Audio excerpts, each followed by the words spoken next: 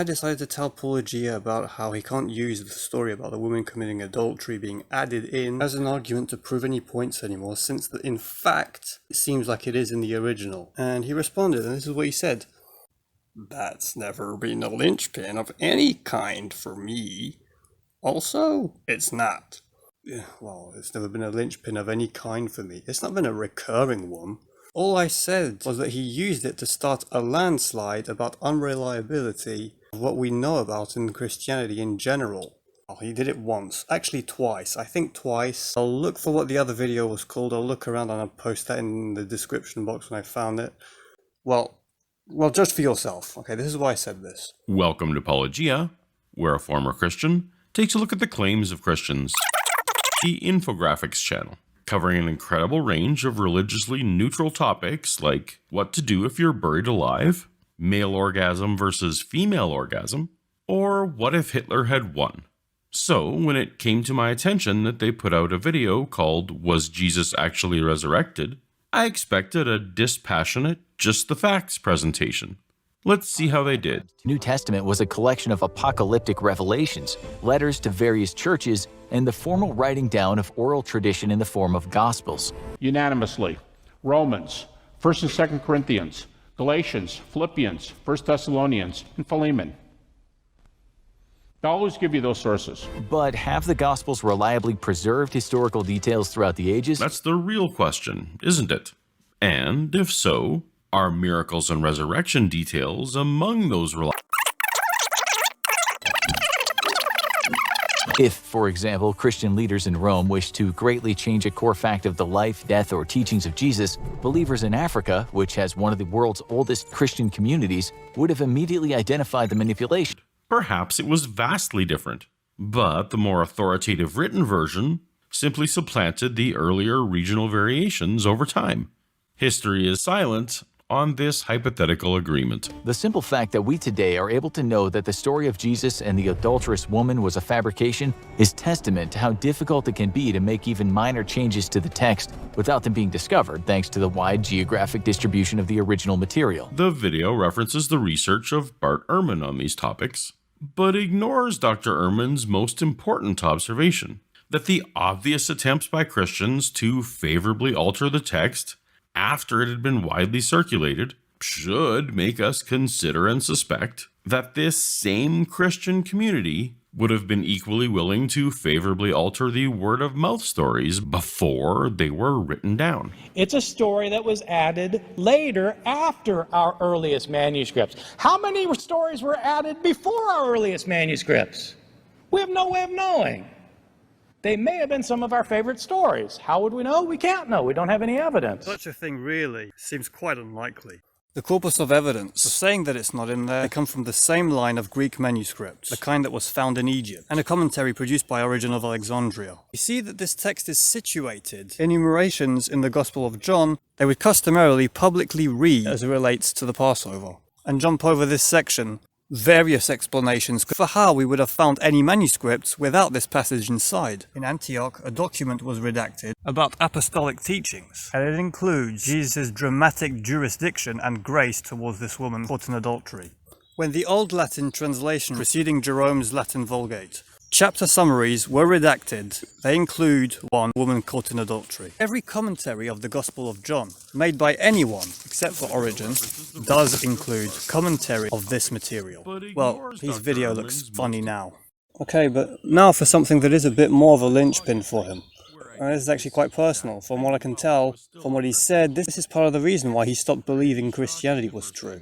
As for me, I'm less bothered by the ways the gospel differ than the obvious ways they are identical. Over 90% of Mark was copied into Matthew and Luke, generally word for word in the original Greek, and a quarter of Matthew and Luke overlap each other. In a court of law, we call this collusion. These are not independent stories that can corroborate each other. Rather, they are works of plagiarism, with some tweaks for differing theological emphasis. Me too, I'd never really thought of that before. It made me give it some thought. But I think actually history documents why things ended up that way. Before I knew about that, though, I was just simply thinking about it, and I remembered to myself, isn't that sort of the kind of thing that happens when events happen? Like there's a group of us who walk around the street, and then something happens, and we all saw it happen. At first, we would all say it all according to our own feelings and what would come to mind for us. Then after we'd hear each other talk about it, some of us would actually prefer some of the ways the other has said it. When we start talking about what happened to other people, let's say just one of us says it, and someone else hears and recognizes that as the way to say it for some reason, there is a kind of codification of how we talk about it. There's these phrases made to describe what happened. Now, all this I thought of before I knew very much about this. In the early days, Christians would usually be preaching the gospel through making creeds. The Apostles' Creed, for example, is believed to have been composed within months of the ascension of Jesus, in Jerusalem by the Apostles, and it's recited the world over. History is silent on this hypothetical agreement. Some of these small creeds ended up in the epistles. Those are little statements that have a da-da-da-da-da-da-da, da-da-da-da-da-da-da ring to them. O bastos plutu ke Sofias ke rhinoceros theu, os anexerevnita ta krimata avtu, ke anexichnistoi e odoi avtu, tisgar ek no nun kyriou. And we do that so that potentially people who can't sign their name, can't read, are tracking with you. Otiexavtu ke tiavtu ke eisavton ta panta, avto I doxa eistus eonas. Amen. Scholars have called those pre-Pauline creeds. They were creeds that were in circulation before Paul wrote them down in his letters. Here's one. Romans 10:9. If you confess with your mouth that Jesus is Lord and believe in your heart that God's raised him from the dead, you'll be saved. So if the letter to the Romans was written in 63, 64, whatever it was, if you say that, say, Romans chapter 1, verses 3 to 4 was pre-Pauline, what you mean is that it was circulated before Paul wrote it in that letter. And so that could have been in the 50s. Whoever calls upon the name of the Lord will be saved. And that use of Lord, that second use of Lord is in caps. If you confess with your mouth that Jesus is Lord, and it's like Paul saying, and by the way, by Lord, I mean Jehovah. No. Paul did not think that Jesus was Yahweh. Ευχαριστutes to patri to ικανοsantimas estin merida ke kliron ton agion en to foti. Os erisato imas ectis exousias tu acotus, ke metastisen estin basileian tu iostis agapis avtu. En o echomen tin apolitrosin dia tu ematos avtu. Tis aphesin tin amartion. My Greek teachers, see, I told you it works. Gosh, I was scared I was going to make Cruville angry. Apparently she's patient and I was making tons of dismal mistakes and a complete kerfuffle all the way through. Seriously, your friend Kip Davis, he spoke Seminarish. It was even worse than James White. That last clause in the Greek text reads, Huroxon chairos mau kai podos. And there's more than that. Because it seems like the entire Gospel of Matthew was originally recitation. We would all come around preaching to each other to learn the faith. In this time period between Jesus' death and the Gospel of Mark is the development of the oral tradition. The question is, to what extent over those 40 years of oral transmission did the Gospel stories expand and grow incrementally, like we know that legends do in far shorter periods of time?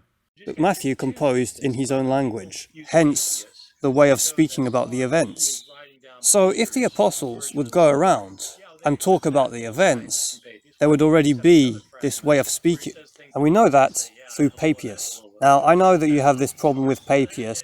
I love a bloated, pus-filled, Thanksgiving Day parade-sized Judas. Yeah, no, picking and choosing your evidence isn't really the best way to go. You really need to back things up. It's not only him. Irenaeus says that he wrote his gospel in Hebrew. Now, as that pertains to Matthew, whether he did do the kickstarting for the gospels and its narrative, I don't think Matthew wrote his gospel in Hebrew. Now, what I think is that Matthew's gospel was originally oral traditions in Aramaic.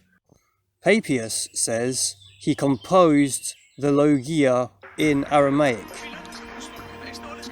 Oh, thank goodness the Totally Spies didn't spy on me for that one. Sorry.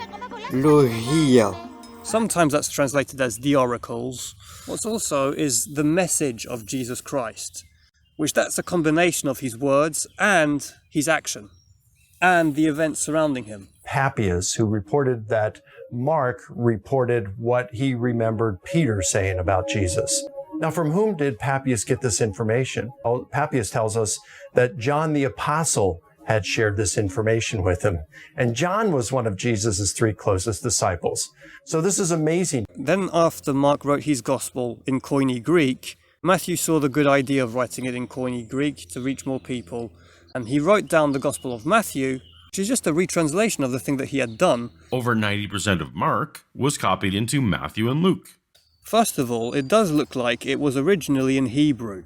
Like, here's one example, when Jesus is saying, don't throw pearls to pigs lest they turn around and attack you. Well, chezir sounds a lot like the word for a cruel man in Hebrew, in a kind of humorous way. You know, don't throw pearls to pigs, they'll turn around and attack you. But the more authoritative written version simply supplanted the earlier regional variations over time.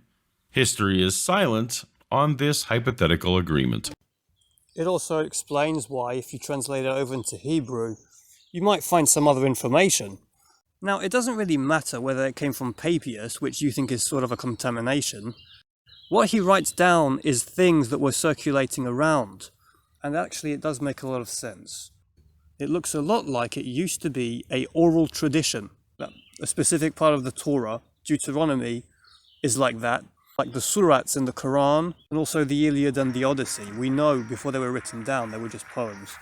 And when you read them, you can tell. Like known, memorized, recitated. Any story repeated multiple times could become part of this oral tradition, without much differentiation between those with historical veracity and the exaggerations or fabrications that one neighbor might innocently pass along to another neighbor in an effort to convince them to avoid burning in hell. Whatever people would repeat is what ended up in the oral tradition. Alongside the material taken from Mark, about a quarter of Matthew and Luke overlap each other, and scholars hypothesize a document called the Q source. Q actually stands for Quelle, the German word for source. Not completely arbitrary.